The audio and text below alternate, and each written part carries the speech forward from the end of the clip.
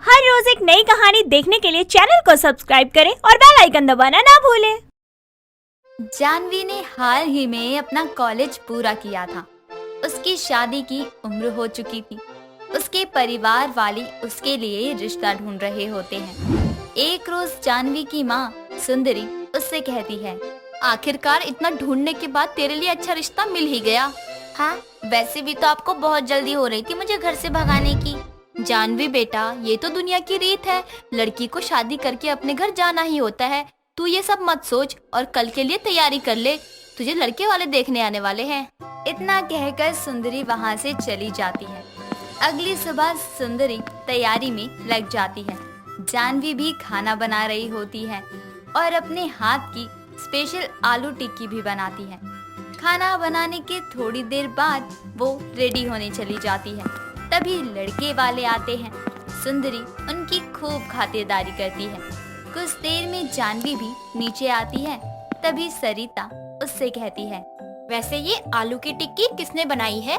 बहुत स्वादिष्ट है, मैंने आज से पहले ऐसी टिक्की नहीं खाई है। सब कुछ हमारी जानवी ने बनाया है। मुझे तो टिक्की और जानवी बहुत पसंद आई। अब बच्चे आपस में बात कर ले तो अच्छा होगा। इतना कहकर जानवी और रघु बात करने के लिए जानवी के कमरे में चले जाते हैं और कुछ देर बाद दोनों शादी के लिए हाँ कर देते हैं। सरिता सुंदरी दोनों की शादी की डेट फिक्स कर देते हैं। वक्त गुजरता है और दोनों की शादी बहुत ही धूमधाम से हो जाती है। एक रोज सुबह का समय होता है। जानवी की पहली रसोई होती है। तभी उसकी सास सरिता जानवी से कहती है, बहू, आज तेरी पहली रसोई है, अच्छे से खाना बनाना और मीठे में जरूर कुछ बनाना। माँ जी बिल्कुल, मैं बहुत अच्छा खाना बनाऊंगी। इतना कहकर जानवी खाना बनाने लग जाती है और बहुत सारी आलू की टिक्कियाँ भी बनाती है और मीठे में सूजी का हलवा भी बना ही लेती है। घर के सभी लोग जानवी की पहली रसोई की रस्म के लिए काफी उत्साहित होते हैं क्योंकि जानवी भी बहुत अच्छा खाना बनाती है। सभी जानवी के हाथ की आलू टिक्की खाकर उसकी बहुत तारीफ करते हैं। ऐसे ही दिन बीतते हैं। रघु ने ऑफिस से ऑफ लिया होता है। तभी वो कहता है, जानवी, आज मेरे लिए कुछ अच्छा सा बना देना, बहुत चटपटा खाने का मन कर रहा है। ठीक है, मैं आपके लिए भी जल्दी से कुछ चटपटा बना देती हूँ। इतना कहकर जानवी किचन में चली जाती है और टिक्की बनाना शुरू कर देती है। टिक्की बन जाती है। जानवी रघु के लिए बहुत ही प्यार से टिक्की लेकर आती है और उसे देते हुए कहती है, आपका चटपटा खाने का मन कर रहा था तो मैंने अपने हाथ की स्पेशल आलू की टिक्की बनाई है, खाकर बताओ कैसी बनी है। मेरा चटपटा खाने का मन कर रहा था, लेकिन मैंने तुम्हें ये तो नहीं कहा था ना कि तुम आलू की टिक्की बनाओ। अब मैंने बना दी है, चुपचाप खा लो। वैसे भी ना टिक्की बहुत टेस्टी बनाती हूँ। इतना कहकर जानवी वहाँ से चली जाती है। रघु चुपचाप टिक्की खा लेता है। इसके बाद जब भी कोई कुछ अच्छा बनाने को कहता तो जानवी आलू की टिक्कियाँ ही बनाती और सबको खिलाती। इतना ही नहीं, जब भी जानवी आलू की कोई चीज बनाती तो आलू बचाकर उसकी टिक्कियाँ जरूर बनाती। आलू की टिक्की खा खा कर रघु और सरिता परेशान हो चुके थे, लेकिन जानवी आलू की टिक्की बनाना छोड़ ही नहीं रही थी। एक रोज सुबह के समय जानवी आलू की टिक्कियाँ बना रही होती है। तभी उसकी सास सरिता उससे कहती है, बहू, तू और कुछ नहीं बना सकती? हर रोज आलू की टिक्की खिला खिला कर पेट खराब कर दिया है तूने हमारा। माँ जी, आप तो मेरी आलू की टिक्की की इतनी तारीफ करती थी और आज मेरी आलू की टिक्की खाकर आपकी तबीयत खराब हो रही है। हम लोग इतनी आलू की टिक्की नहीं खा सकते, अब मत बनाया कर, तो आलू की टिक्की से नफरत हो चुकी है। माँ जी, आज ही मैं नई रेसिपी से टिक्की बनाती हूँ, खाकर देखना, आपको मजा आ जाएगा। ये तो आलू की टिक्की ही खिला खिला कर हम सबकी जान ले लेगी। भगवान, क्या करूँ मैं इस बहू का। और नई रेसिपी से आलू की टिक्कियाँ बनाने लगती है। हर रोज जानवी सबको आलू की टिक्कियाँ ही बनाकर खिलाती। ऐसे ही समय बीतता है और एक दिन शाम का समय होता है। सरिता जानवी के साथ बाजार जाती है। तभी सरिता को एक गोलगप्पे वाला दिखता है। गोलगप्पे वाले को देखकर सरिता कहती है, तेरे हाथ के आलू की टिक्की खाकर तो मन भर चुका है, चल गोलगप्पे खाते हैं चलकर। माँ जी गोलगप्पे खा लेते हैं, मुझे तो बड़े दिन हो गए हैं गोलगप्पे खाए हुए, मजा ही आ जाएगा आज तो। इतना कहकर दोनों सास बहू गोलगप्पे वाले के पास जाकर गोलगप्पे खाने लगती हैं। गोलगप्पे वाला दोनों को गोलगप्पे खिलाकर टिक्की बनाने लगता है। जानवी गोलगप्पे वाले को टिक्की बनाते हुए बड़ी गौर से देख रही होती है। गोलगप्पे वाला ठीक तरीके से टिक्की नहीं बना रहा था। ये देखकर जानवी उसे टोकते हुए कहती है, आप ना ठीक तरीके से टिक्की नहीं बना रहे हो, ऐसी टिक्की बनाओगे ना तो पूरी टिक्की बिखर जाएगी। मैं आपको बताती हूँ कि कैसे टिक्की बनाते हैं। इतना कहकर जानवी टिक्की बनाना शुरू कर देती है और बहुत सारी टिक्कियाँ बना देती है।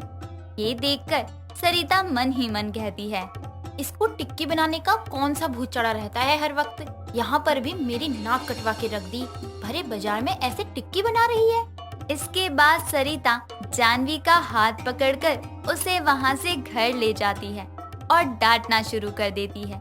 इसके बावजूद भी जानवी टिक्की बनाना नहीं छोड़ती और जब भी उसका कुछ चटपटा खाने का मन करता तो कोई चटपटा बनाने को बोलता तो वो फटाफट आलू की टिक्कियाँ। ऐसे ही समय बीतता है और तीनों को एक शादी में जाना पड़ता है।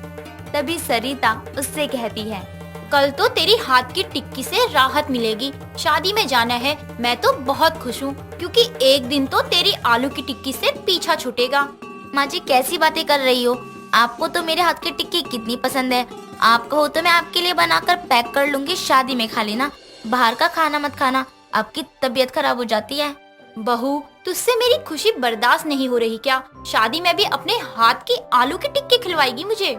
माँ जी आप ऐसे बोलोगी ना तो मैं आपको कभी भी अपने हाथ की आलू की टिक्की नहीं खिलाऊंगी। बहू मैं यही तो चाहती हूँ। ये सुनकर जानवी मुंह बनाते हुए अपने कमरे में चली जाती है और शादी में जाने के लिए कपड़े निकाल कर देखने लगती है कि उसे क्या पहनकर जाना है। समय गुजरता है और सुबह हो जाती है। रघु ऑफिस के लिए निकल रहा होता है। तभी सरिता कहती है, शाम को जल्दी आ जाइयो, शाम को शादी में जाना है। अगर उनकी शादी में नहीं गए तो बुरा मान जाएंगे वो लोग। हाँ हाँ माँ, मैं टाइम से आ जाऊंगा। मुझे भी पता है कि वो लोग कितनी जल्दी मुंह फुला लेते हैं। शाम का समय हो जाता है। तीनों शादी में जाने के लिए निकल जाते हैं। शादी में पहुँचते ही सरिता मन में सोचने लगती है, बस बहू यहाँ पर अपनी उल्टी सीधी हरकत ना कर दे वरना मेरा सब मजाक उड़ाएंगे। यही सोचते हुए सरिता जानवी और रघु से कहती है, बहू यहाँ की टिक्की खाकर देख, तेरे हाथ की टिक्की खा खा कर तो मैं भूल ही चुकी हूँ कि अच्छी टिक्की का टेस्ट कैसा होता है। इतना कहकर जानवी, रघु और सरिता टिक्की खाने के लिए टिक्की वाले के पास जाते हैं। तभी जानवी देखती है कि टिक्की वाला ठीक तरीके से टिक्की नहीं बना रहा होता। ये देखकर जानवी टिक्की वाले के पास जाकर टिक्की बनाना शुरू कर देती है। ये देखकर रघु और सरिता अपना सर पकड़ लेते हैं और सरिता मन ही मन कहती है, जो सोच रही थी वही हुआ, यहाँ भी इसने मेरी नाक कटवा दी। जानवी को टिक्की बनाते देखकर बहुत सारे लोग वहाँ इकट्ठा होना शुरू कर देते हैं। ये देखकर रघु को बहुत गुस्सा आ जाता है और वो जानवी को शादी से लेकर घर आ जाता है और उसे सुनाना शुरू कर देता है। तभी जानवी कहती है, मैं क्या करूं? मैं जब भी किसी को टिक्की बनाते हुए देखती हूँ तो वह सही तरीके से नहीं बना रहा होता तो मुझे उसे ठीक करना पड़ता है। हाँ हाँ, और किसी को ना टिक्की बनानी तो आती नहीं है तुम्हारे अलावा। अब सारी जगह तुम ही जाओगी ना टिक्की बनाने। ये देखकर सरिता रघु को चुप करवा देती है और अपना दिमाग चलाने लगती है और सोचते हुए कहती है, बहू को टिक्की बनाने का बहुत ज्यादा शौक है, क्यों ना मैं इसके लिए टिक्की का स्टॉल खुलवा दूं, इससे ये टिक्की भी बना लेगी और पैसे भी आएंगे। यही सोचकर सरिता जानवी के लिए एक टिक्की का स्टॉल खुलवा देती है। ये देखकर जानवी भी बहुत खुश हो जाती है और खुशी खुशी टिक्कियाँ बनाकर बेचना शुरू कर देती है। दोस्तों, अगर आपको ये कहानी पसंद आई तो इसे लाइक करें, शेयर करें और कमेंट करके बताएं कि कहानी में आपको सबसे अच्छा क्या लगा।